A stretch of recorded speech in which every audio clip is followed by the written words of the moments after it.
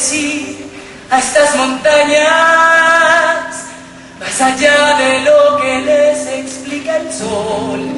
Soy como una hormiga frente a estas murallas, pequeñísima mi voz, pero inmensa la ilusión de que amanezca en esta tierra un corazón. Despertó el pueblo dormido que te aguarda, me das una señal, gigante antiguo, me das una señal, te lo suplico.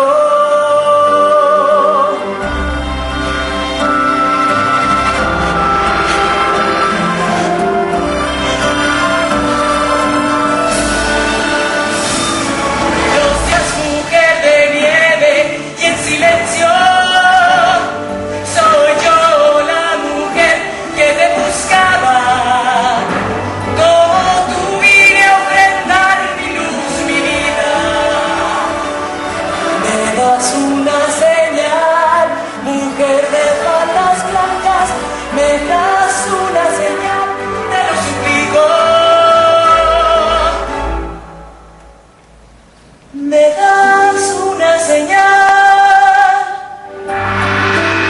No me contesta. ¡Despierta! ¡Despierta! ¡Por favor, despierta! ¡Despierta!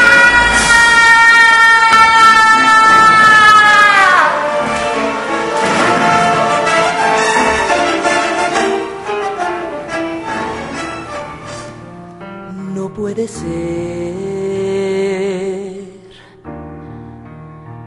Aún duerme esta región y mi esperanza, largamente cosechada, perdura solo como una visión. ¿Cómo he de hacer para incendiar tu voz? Ya tu pareja despertó y con ello listos a la acción. Nos falta solo tú, mujer de faldas blancas. Tu compromiso es el de toda una nación.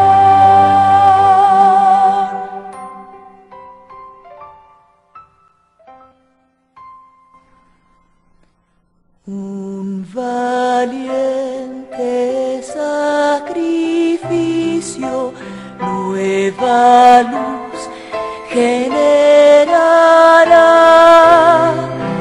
una luz que por milenios nuestra ruta alumbrará. Con un solo pensamiento, con la fuerza de una emoción, cambiarás el porvenir de tu tierra, es tu misión.